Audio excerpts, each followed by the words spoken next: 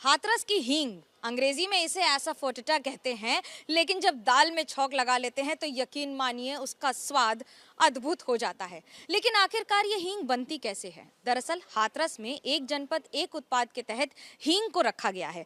ऐसे में हींग है तो घरेलू उत्पाद, लेकिन आता विदेश से है, क्योंकि इसे मिडिल ईस्ट से यानी कि कजाकिस्तान, अफगानिस्तान और उन सारे देशों से लाकर उसके बाद प्रोसेसिंग की जाती है और उसके बाद इसे एक पाउडर के तौर पर आग तक पहुंचाया जाता है। आसान नहीं होता है ये प्रोसेस। इसे जब लाया जाता है तो ऐसे बड़े बड़े कंटेनर्स में लेके आया जाता है और ऐसे पेस्ट के फॉर्मेट में होती है, यानी कि एक आप जिसे कह दें उसे मिल्क फॉर्मेट या पेस्ट फॉर्मेट कुछ भी कह सकते हैं। उसके बाद इसे घंटों सुखाया जाता है धूप में। सुखाने के बाद क्रिस्टलाइज होता है प्रोसेस और फिर पूरी तरह से बनकर तैयार होता है। बाकी बिहारी अग्रवाल जी हमारे साथ हैं। क्या इसका प्रोसेस होता है और क्या ध्यान में रखते हैं इसको बनाने के? मैम एक्चुअली जैसे आपने बताया कि ये हींग विदेश से इंपोर्ट करते हैं, हिंदुस्तान के अंदर कहीं होती नहीं है। तो Afghanistan, Kazakhstan, Uzbekistan in country से आती है, ईरान से भी आती है। तो अलग अलग कंट्री की अलग अलग उनकी एक तरह से स्पेसिफिकेशंस होती हैं, टेस्ट अलग होता है, फ्लेवर अलग होता है। तो हम लोग इसको जैसे इंपोर्ट करते हैं, उसके बाद इसको फ़िल्टर करते हैं, जिससे क्योंकि एक रॉ हींग जो होती है वो काफ़ी रॉ तरीके से ही कलेक्शन होता है।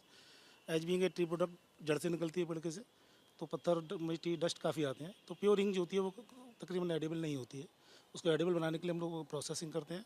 आफ्टर दैट फिल्ट्रेशन हो गया, फिल्ट्रेशन के बाद प्रोसेसिंग, पंजेंसी बहुत ज़्यादा होती है इसकी, तो उसको हम लोग डाइल्यूशन भी करते हैं उसका, जिससे कि उसको एक खाने योग्य बनाया जा सके। क्या क्या ध्यान में रखा जाता है पूरे प्रोसेस में, क्योंकि आसान नहीं होता ये प्रोसेस? देखिए प्रोसेस में जैसे कि एक फूड प्रोडक्ट हम लोग बना रहे हैं, तो एफएसएसआई के हम लोग फॉलो कर रहे हैं। एग मार्क हम लोगों ने अपना ले रखा है, तो उनके जो भी नॉर्म्स गवर्नमेंट के हैं उनको हम फॉलो करते हैं। साथ में सबसे पहले ये कहते हैं हाइजीन हम लोग मेंटेन करते हैं प्लांट के अंदर, एंड कोई भी एडल्ट्रेशन ना हो। जो भी रॉ मटेरियल्स हम लोग यूज करते हैं वो सारे फूड ग्रेड हम लोग यूज करते हैं। एक जनपद एक उत्पाद के तहत तो उत्तर प्रदेश ने हींग रखा है हाथरस में, उससे कोई परिवर्तन आया है, फायदा हुआ है?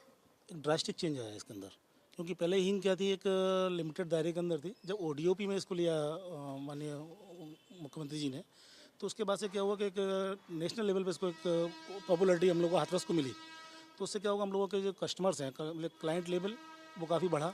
जो बाहर के क्लाइंट्स वो हाथरस के नाम पे एटलीस्ट, पहले भी हींग बहुत फेमस थी हाथरस की, अब कुछ और ज़्यादा फेमस हो गई। और बिजनेस की बात करें तो बिजनेस में काफ़ी लोग नए इस बिजनेस से जुड़ गए। एंटरप्रेन्योर्स की बात करें तो जो नए जो बेरोजगार लोग थे या लो लेवल वाले जो लोग थे जिनके पास कैपिटल नहीं थी, तो ओडीओपी की वजह से उनको साथ में जैसे फाइनेंस हेल्प मिली, फाइनेंस की, तो काफ़ी अच्छा काम कर रहे हैं लोग। बड़े दिलचस्प आंकड़े भी हैं। राज्य सरकार के आंकड़ों के अनुसार करीब 3 से 5 करोड़ का लोन तो पिछले 2-3 वर्षों में दिया गया है और इससे करीब करीब 150 लोगों को डायरेक्टली दिया गया है। हालांकि 4,000 से कम 25,000 लोग इससे लगातार जुड़े रहे हैं और ये संख्या बढ़ती ही चली जा रही है। जो जुड़े रहते हैं उन्हें बहुत सारी बातों का ध्यान भी रखना पड़ता है। पहले भैया कितना रुपया मिलता था, अभी कितना मिल जाता है? पहले पहले 250 मिलते थे मजदूरी दिन की। दिन की मजदूरी, अब 350 मिलते हैं। तो कोई फायदा हुआ है या काम बढ़ा है, कैसे हुआ है? घंटे कितना काम करना पड़ता 8 घंटे काम करते हैं, 8 घंटे के पैसे मतलब 350 मिलते है? हैं। क्या कर रहे हैं अभी? ये मतलब ये मिलाया जा रहा है इसमें, ये मतलब कोई नहीं का थोड़ा बहुत मतलब कचरा होता है वो निकाला जाता है यहाँ से, और ये मिक्स करके मतलब पाउडर ये खाने योग्य, मतलब सफाई करने के बाद में मतलब खाने योग्य बनाया जाता है ये। इसे फिर पैक कर दिया जाता है और ऐसे डब्बों में ये बनकर आपके लिए हींग तैयार हो जाती है। लेकिन इसके भी 2 फॉर्मेट हैं, क्योंकि एक है पाउडर और दूसरा है क्रिस्टल फॉर्मेट। बड़ा क्रिस्टल फॉर्मेट को भी जब बनाया जाता है तो उसको क्या क्या ध्यान में रखा जाता है? कृष्णा ये बताइए कि क्या बनाते हैं, कैसे बनाते हैं, क्या ध्यान में रखते हैं? मैम इसकी हम लोग बेसिकली सफाई ध्यान में रखते हैं कि खाने योग्य बन जाए और किसी को कोई नुकसान ना हो कैसे भी। और इसमें कई सारे, जैसे कि हींग एक नेचुरल प्रोडक्ट होता है, रूट से निकलता है और उसमें कई सारी इम्प्योरिटीज़ आ जाती हैं। उसको पहले हम लोग फिल्ट्रेशन करते हैं, उसके बाद हम लोग इसको ड्राई करते हैं। और ये आप देख रहे हैं जैसे ये हमने क्रिस्टल फॉर्म में इसको बना दिया है। यहाँ पे फिर दोबारा ये विदेश से आती है, क्योंकि मिडिल ईस्ट से आती है। वहाँ पर सरकार, तालिबान, बहुत सारी चीज़ें हुई हैं। उससे क्या अंतर आया है? मैम उससे बीच में काफ़ी अंतर आया था, बट अभी हमारे माननीय सांसद जी ने कराया कि ड्यूटी कम कराई है। बीच में अभी ड्यूटी बहुत ज़्यादा लग रही थी, तो अभी होपफुली कि अब हींग का ट्रेड दोबारा से उठना चाहिए। कैमरा की एक मजबूरी होती है कि हम आपको दिखा सकते हैं लेकिन हम आपको इसकी सुगंध और स्वाद नहीं बता सकते हैं।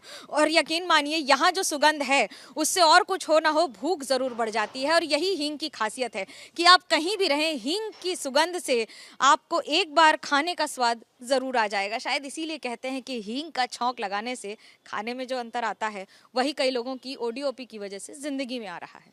कैमरा पर्सन सूरज पांडे के साथ मनोज्ञा लोईवाल, हाथरस, एबीपी न्यूज़।